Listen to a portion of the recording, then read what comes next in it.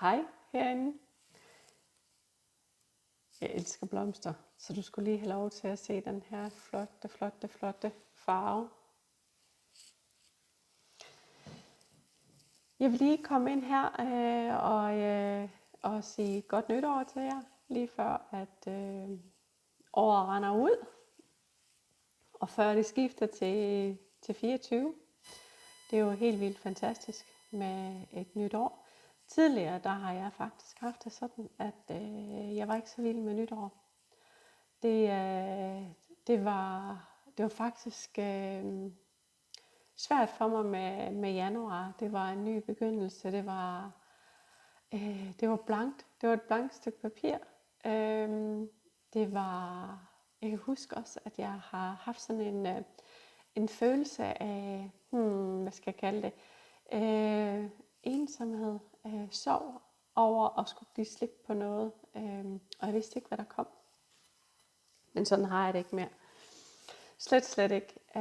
Nu har jeg det helt fantastisk over at skal give slip på noget nyt. Han er sagt give slip på noget gammelt, og skal ud i ingenmandsland. Han er sagt ud i noget, der er nyt.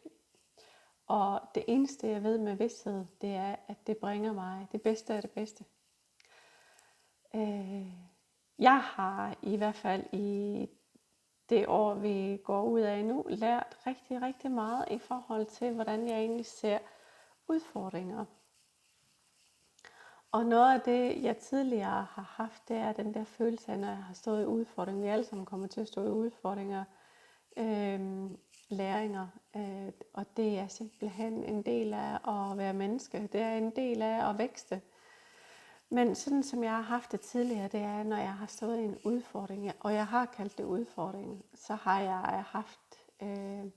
har det været med shaky. Altså, jeg har rystet lidt, og jeg har været utryg, og jeg har været usikker på, hvad det bragte.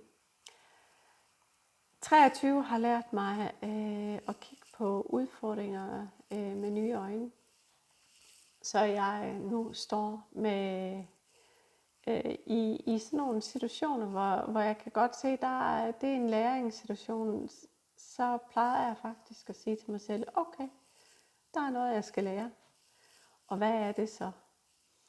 Og så trækker jeg vejret dybt nogle gange, og så tænker jeg, for jeg ved, at lige når jeg står i det, i den der, som er en ny situation, og det er jo derfor, det er en udfordring. Det er fordi, at man ikke rigtig ved, hvad det indebærer. Og en udfordring kan også være positiv. Men når jeg står i den her nye situation, som jeg egentlig ikke kender, så trækker jeg vejret, og så tænker jeg, okay, der er noget, jeg skal lære. Der er noget, jeg skal have fat i inde i mig selv, for at kan blive endnu bedre. For at jeg kan rykke op til næste niveau. Og så får jeg lige de her følelser på plads inde i mig. Og så ved jeg også, at uanset hvad, så bliver det en succes. Fordi uanset hvad, så lærer jeg noget nyt, og jeg får udviklet nogle kompetencer inde i mig, og jeg bliver bekendt med nogle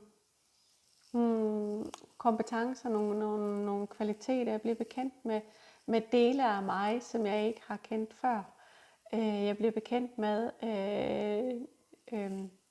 noget nyt, jeg kan. Og det er jo en succes i sig selv.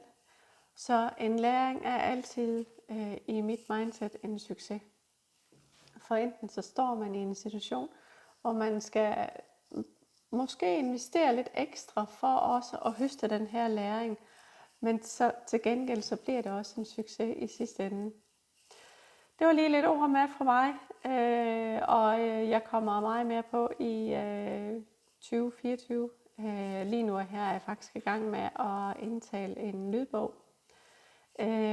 Og det bliver højst sandsynligt, noget af den er i hvert fald allerede indtalt som en video-lydbog. Jeg ved faktisk ikke, hvad jeg skal kalde det.